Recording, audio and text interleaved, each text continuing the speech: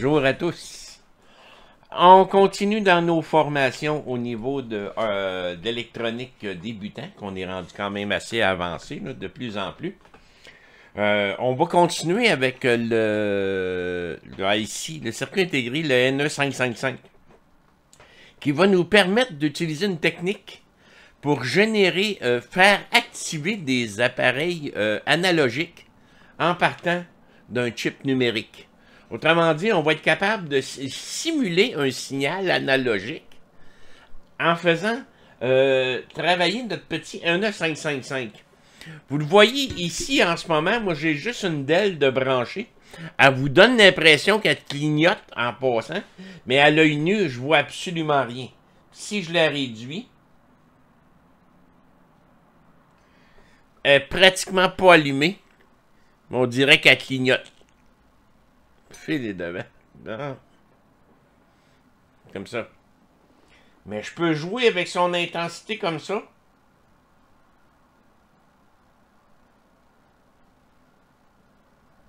Jusqu'à un maximum.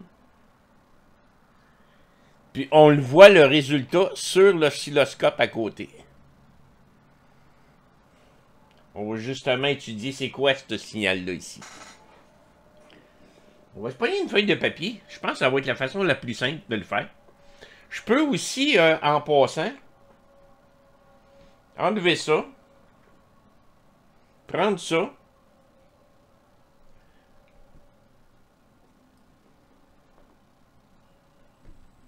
Puis faire tourner le moteur. Vous voyez que mon signal ici est rendu tout croche. Je vais vous expliquer après pourquoi. Mais pour le moment, je peux baisser la vitesse de mon moteur.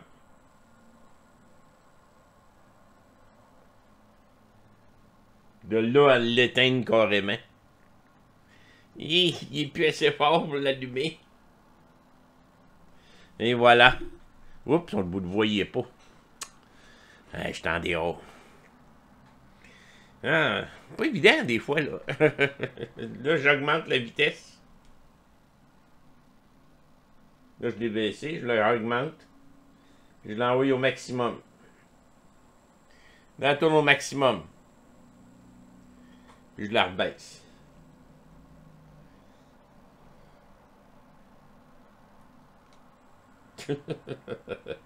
Un moteur, ça a toujours besoin d'une... Là, c'est direct en passant, là. Pourquoi est-ce que vous voyez des choses comme ça? C'est qu'un moteur DC comme ça, ça prend de l'attention pour le faire fonctionner, mais quand il tourne, il génère une tension. Puis cette tension-là est retournée dans le circuit. C'est pour ça que ça panique comme ça au niveau de l'oscilloscope. Il faudrait y faire des filtres avec des diodes pour empêcher la tension de retourner dans le circuit. Parce qu'à la minute que je me débranche, mon circuit redevient plus normal. Là, en ce moment, il affiche même presque 6 volts que j'ai là. Puis c'est normal parce que j'ai rien qui brûle, pas qui brûle, mais qui prend une partie de la tension. Si je branche ma DEL, je viens de rebaisser ici à 3,46 volts. La différence entre 6 volts et 3,46 volts, c'est qu'est-ce que ma DEL consomme comme tel. Donc, c'est ce que vous voyez là. On va aller travailler avec une petite feuille de papier, ça va être plus simple à comprendre. Si on récapitule avec une tension qu'on reçoit à la maison, là. On a 120 volts, 110 volts ou 120 volts, puis c'est 230, 240 volts du côté de l'Europe. On a 0 ici. Puis on a moins 120 ici. Un signal analogique qu'on reçoit à la maison va toujours faire ça, ça, ça, ça, ça, ça, ça. Il va toujours se promener de haut en bas, comme ça. Négatif, positif, négatif, positif. Si on branche une lampe là-dessus, quand le signal va être rendu au centre, la lampe va être éteinte. Mais qu'elle soit de ce côté-là que de ce côté-là, elle va être allumée. si on branche un moteur sans rien, pas de filtre, rien, directement sur une tension comme ça, ben, il va tourner à droite, il va tourner à gauche, il va tourner à droite, il va tourner à gauche. Puis même souvent, ça se fait tellement vite que on le verra même pas bouger. Pourquoi? Parce que ici, en Amérique du Nord, on a 60 Hz de fréquence. Autrement dit, une partie du signal, un cycle complet, va être ça, à aller jusque-là. Ça, ce qu'on a ici, c'est un cycle complet, cette partie-là. Ce cycle-là, il va le faire 60 fois dans une seconde. En France, il va le faire 50 fois dans une seconde. Quand vous regardez une lumière au plafond, certains même sont fatigués par ça, ils ont les yeux plus sensibles à ça. Ils voient comme la lumière scintiller. Ben, c'est normal, parce que 50 fois par seconde en Europe, elle va du côté positif au côté négatif. Ici, c'est 60 fois par seconde. On peut dire qu'on a un autre cycle ici, et ainsi de suite. Puis un autre cycle ici. Donc, ça, c'est des cycles. 1, 2, 3. Mais il s'en fait 60 ici en Amérique du Nord, puis 50 là-bas à Paris, en France. Il y a d'autres endroits, là. C'est parce que c'est un peu mêlé, un peu partout.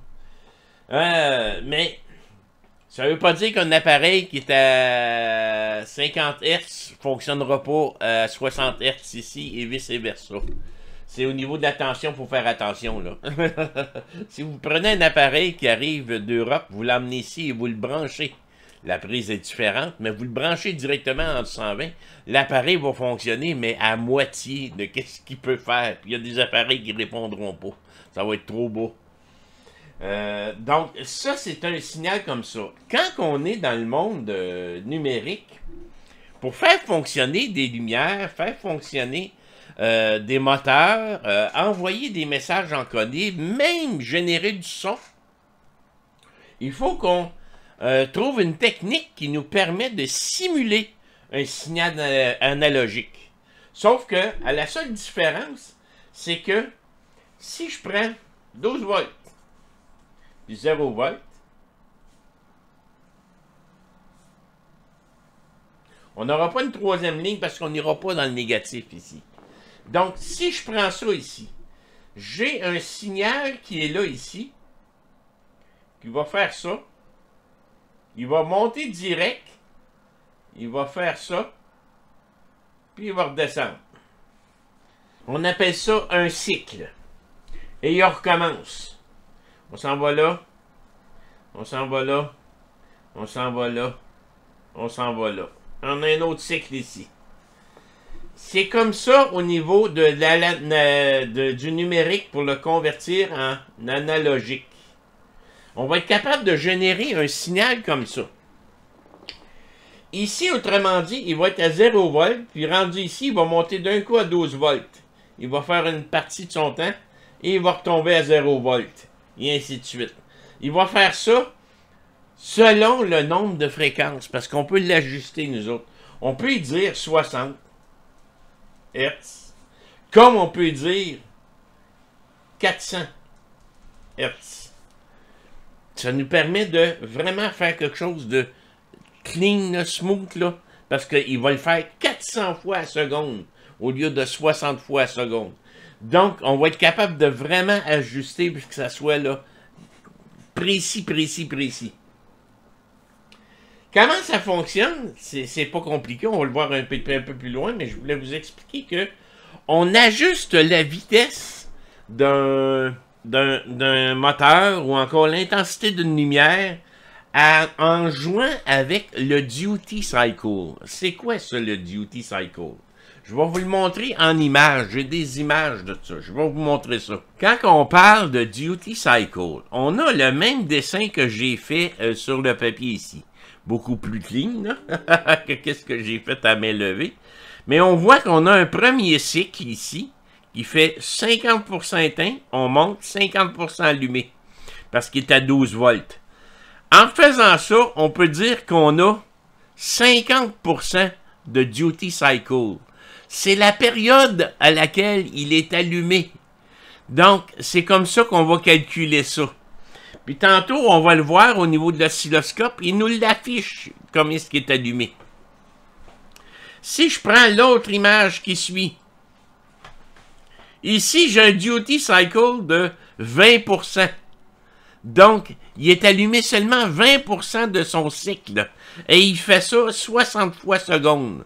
En faisant ça, en le laissant allumer que 20%, on va être sûr d'avoir une lumière beaucoup plus tamisée ou encore la vitesse d'un moteur qui tourne beaucoup moins vite. Mais c'est quoi l'avantage d'utiliser ça?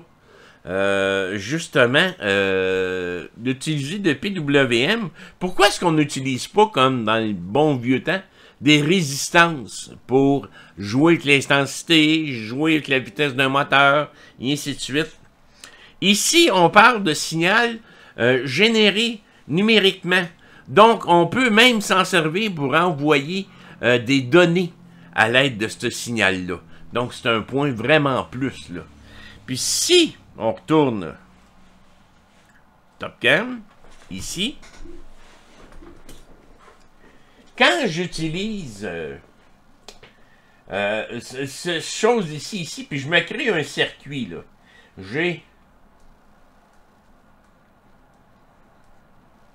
un négatif ici, un circuit ultra simple. On s'en va là. J'ai un moteur ici. On s'en va là. Oh! J'ai une résistance ici. On descend en bas. Au positif. Cette résistance-là, c'est une résistance variable. Comme ça, je peux ajuster. C'est un simple circuit extrêmement fait rapidement, là, en passant. Là. C'est juste pour une image, pour vous montrer. Faites pas ça, là. Ça risque de chauffer. Ici, si je mets mon potentiomètre à 50%, ça veut dire que si j'ai, exemple, 12 volts ici, mais il va essayer d'envoyer 6 volts ici pour faire fonctionner mon moteur, qui est en fait un moteur de 12 volts. Puis il va retourner au négatif. Ça va fonctionner, il n'y a pas de problème là avec le vrai montage, là. Puis quand on joue avec la résistance variable, mais on joue avec le voltage qui est envoyé dans le moteur. Le problème dans ce système-là, c'est que c'est pas du tout performant, c'est pas économique. Toute tension qui n'est pas utilisée est envoyée dans l'espace, est dissipée en chaleur. Pas très performant, ça, là. À moins de faire chauffer une pièce avec nos anciennes télévisions, puis ainsi de suite, là. On pouvait faire chauffer des pièces avec nos appareils qu'on avait dans le temps. Maintenant, si on utilise plutôt ici le système numérique pour générer un signal semblant analogique, ben là, ça sera plus pareil. 12 volts.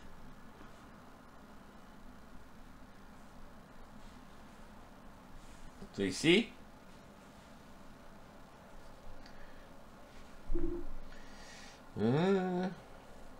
Moteur.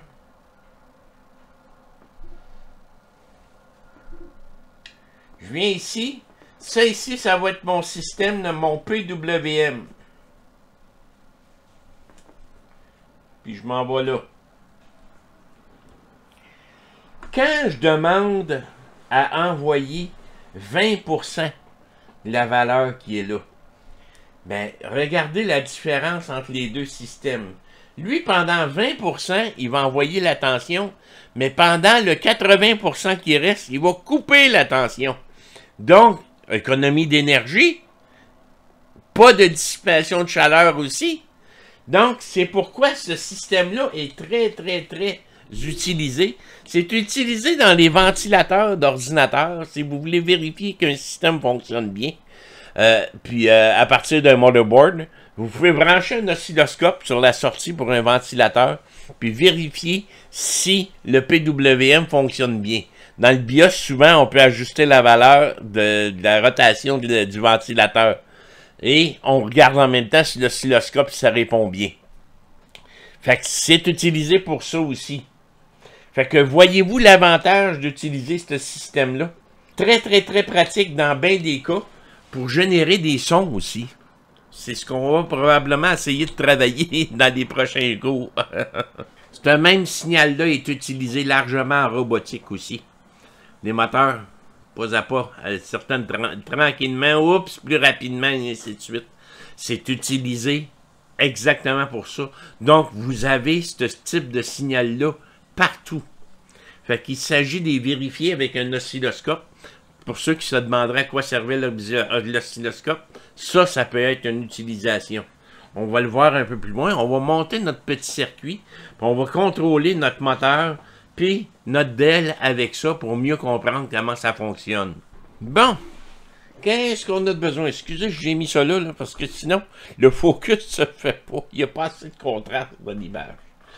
Ah, j'ai mis ça là, c'est pas quelque chose qu'on a de besoin. On va le mettre à l'envers, là. Ce que j'ai besoin ici, c'est un breadboard, pour commencer, avec un NE555. On a besoin d'un NE555.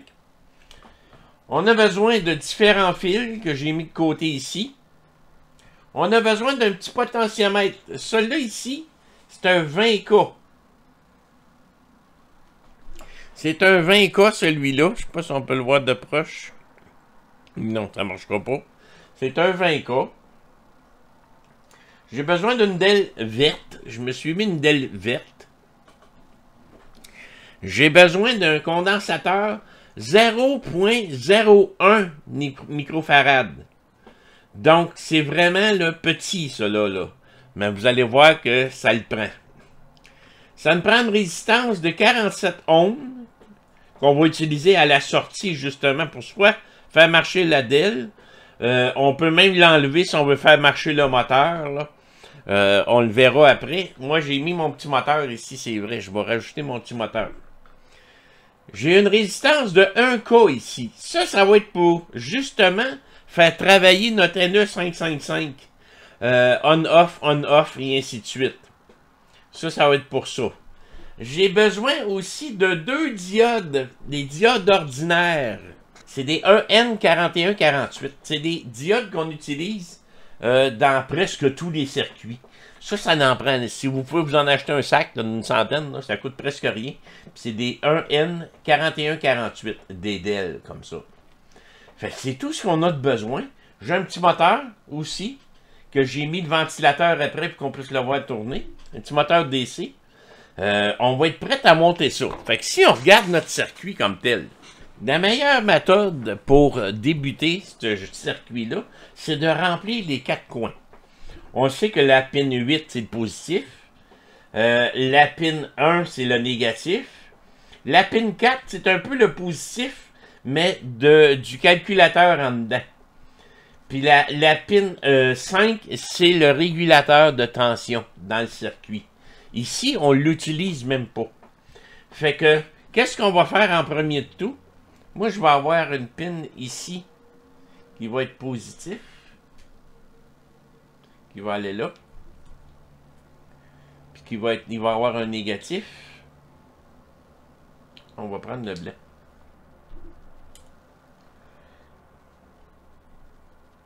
Ça ici. Puis je vais m'y mettre de l'autre bord parce que ça va être branché ça sur mon bloc d'alimentation. Bon. Là, je vais avoir un positif ici. Il s'en vient à ma pin 8 de mon NE555. Je vais avoir un négatif. Il s'en va au négatif de mon NE555. Si on regarde le plan, là, c'est exactement ça. On a le négatif ici, qui s'en va là. Puis on a le positif ici, qui s'en va là. C'est sûr, sur Fritzing, j'ai écarté ça un peu pour qu'on puisse voir ce qu'on fait. C'est pas évident. C'est vraiment pas évident. Là, il faut que je rentre un autre positif. Mais à partir du 1, autrement dit, passer au travers d'une résistance, puis le ramener à la pin 7, ici. Donc, avec ma résistance de 1K, ici, je peux le faire direct. Là. Je ne le ferai pas comme dans le plan que j'ai fait. Là. Je m'en viens mettre ça là. Et voilà. J'ai mon 1K qui s'en va à la pin 7. Ma résistance de 1K qui s'en va à la pin 7 ici. Ça, c'est fait. Ma pin 7 aussi part de là et s'en va à la pin centrale de mon potentiomètre. Ça fait que mon potentiomètre, on va le mettre ici. Comme ça. Puis là, j'ai une pin qui part de 7. Puis qui s'en va au centre de mon potentiomètre. Comme ça. Ça, c'est fait. Si on continue, on a une diode qui part, qui pointe vers l'intérieur de mon potentiomètre ici et qui s'en va à la pin 6. Donc, ça ici. Puis ça, c'est important, là. Faut que vous le mettiez vraiment du bon côté. Sinon, ça ne marchera pas. On empêche le courant de circuler d'un sens.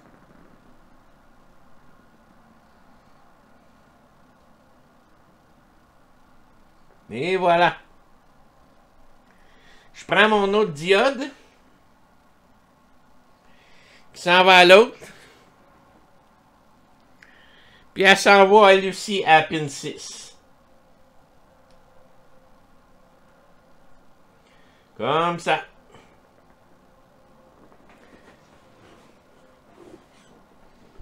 Comme ça, je suis sûr qu'ils sont positionnés du même sens. Ma pin, mon côté noir s'en va vers l'intérieur. Il s'en va vers mon potentiomètre, autrement dit.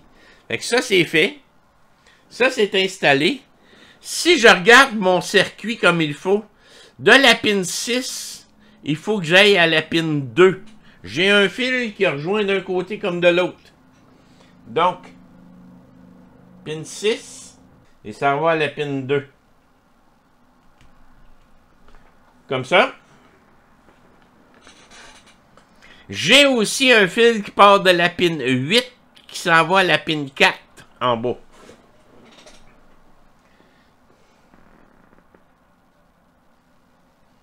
C'est ma tension pour mon calculateur en dedans.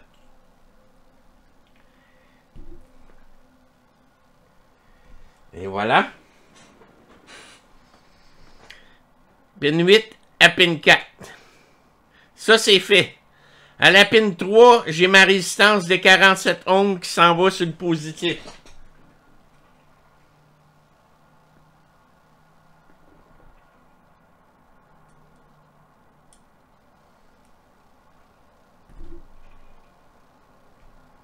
Tiens. Puis finalement, je peux venir mettre ici ma DEL en plein là. Il me manque juste un fil. Mon négatif d'ici, ça va au négatif ici. Et voilà. On va attendre pour le petit condensateur. Comme on est rendu là, ça devrait fonctionner. Si tout est beau, tout devrait fonctionner. Fait que si je viens brancher mon 6 volts là-dessus, moi j'ai mis 6 volts dans le plan, il est marqué 9 volts. Un ou l'autre, ça va fonctionner. J'allume ça.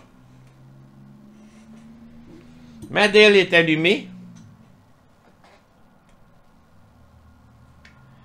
Mais ça ne s'ajuste pas. Pourquoi? Comme on peut voir, ça allume. On va mettre ça là.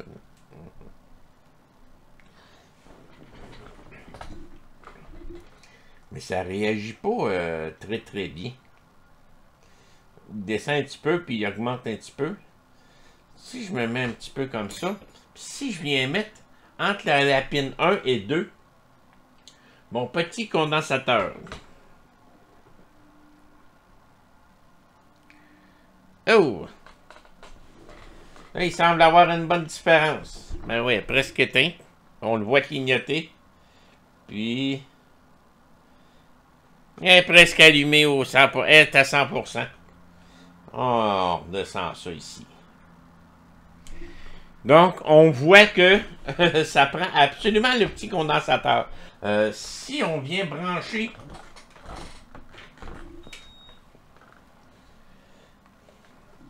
l'oscilloscope là-dessus, on va mettre ça là. On va se mettre 2 fils pour l'oscilloscope.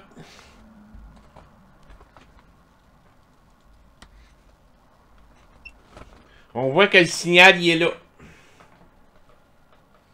En ce moment, je suis à 3.50 volts, à 56 Hz, 56-57 Hz, puis mon duty cycle est à 23%. Ça veut dire que ma lumière est allumée seulement à 23%. Si je l'augmente un peu, je viens de monter à 39, 41, 42, 41%.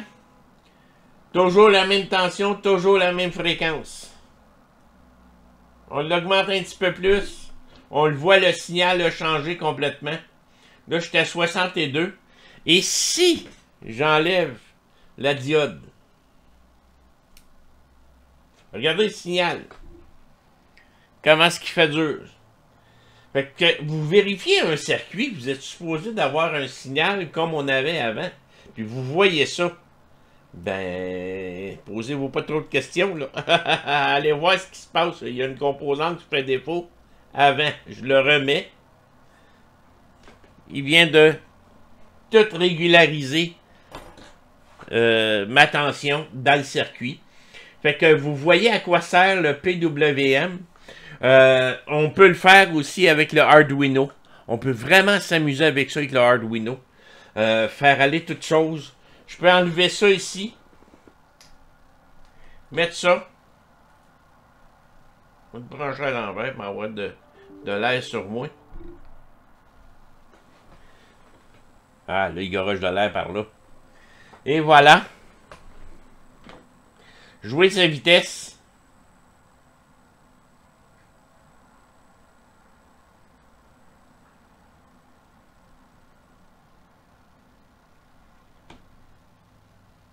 Un petit peu plus. Et on voit qu'il essaye. Là, il tourne pas vite. Je le monte au maximum.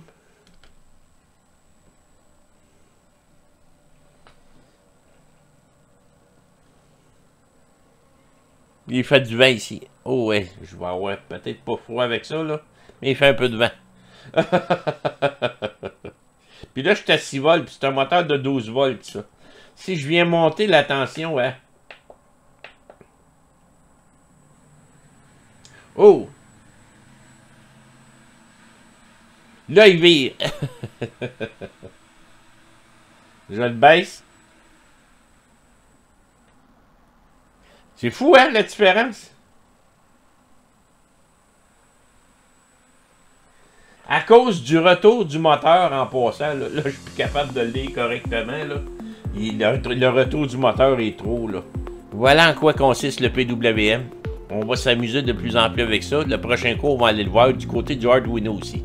On va voir qu'on peut faire bien des affaires avec ça. Merci!